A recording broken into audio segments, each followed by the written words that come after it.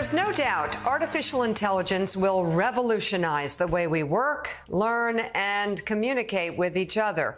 But as we rely more on AI to do jobs once done by humans, it turns out women have a lot more to worry about than men. Go figure. According to a new study, women are 1.5 times more likely than men to lose their jobs to AI. Here to explain, Maggie McGrath, editor of Forbes Women. Also with us, Huma Abedin, an MSNBC contributor and vice chair of the Forbes and Know Your Value 3050 Summit. Great to have you both back with us. So Maggie, just first of all, lay out this study. What else did the study from McKinsey Global, the McKinsey Global Institute reveal? So McKinsey looked at the way automation and AI can transform the workforce over the next 7 years.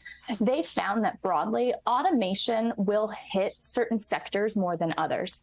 Office support jobs, customer support jobs, food service jobs are the sectors that they outlined as being more likely to be hit by AI and automation. And specifically, they said that office support jobs, which include positions like administrative assistants, could lose 3.7 million positions by 2030. Over the same time frame, customer service jobs could lose 2 million positions. And overall, some 12 million people could need to look for new work by 2030 because of this shifting landscape. But women and people of color disproportionately represent the workforces of these sectors, which means they will be disproportionately affected by these changes. Absolutely. And so then flipping that, Huma, what are the groups or industries that will reap the benefits of AI? Well, maybe no surprise, but it is white-collar workers, particularly those known as knowledge workers, who will benefit the most. So if you're working in STEM, legal professions, business, management development, your job is likely to be more enhanced by AI than eliminated across the board. And separately, the largest gain in employment that the study foresees is for those in the healthcare space, those working in health and wellness and health aides. Separately, there's actually this very interesting Pew research that shows that white-collar workers actually believe, and they're actually optimistic about the benefits that AI will provide for them professionally. So, Huma, just following up, with this coming revolution of AI, what can be done, especially for women, to make sure they're not left behind, both from a policy perspective and an individual perspective, and they don't lose their ability to make a living?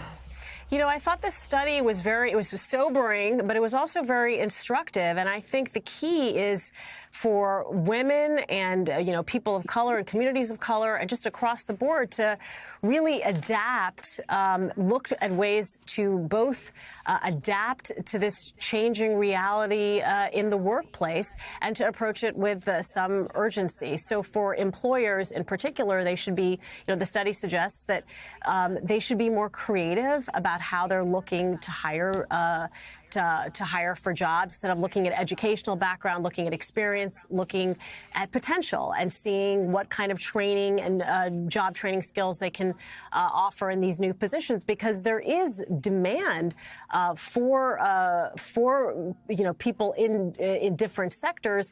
It's just being trained on the job as an avenue that we can start pursuing than to just looking at somebody's resume and seeing if that works. And the other thing, particularly for employers as it relates to women, and you have to kind of go down to a few pages to look at this piece, is childcare support. Childcare is still one of the most expensive expenses in any household, particularly for women, since we bear the burden of that traditionally.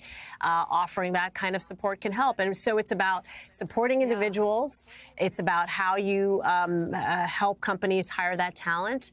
In a perfect world, it's enhancing rather than eliminating across all sectors. But there's a lot of work to be done, and we need to approach it, I believe, with urgency. And this study is really instructive. Well, we'll be following this story as it develops. Thank you so much, Maggie McGrath and Huma Abedin. And to read more about all of our 50 over 50 honorees, head over to Forbes.com or KnowYourValue.com.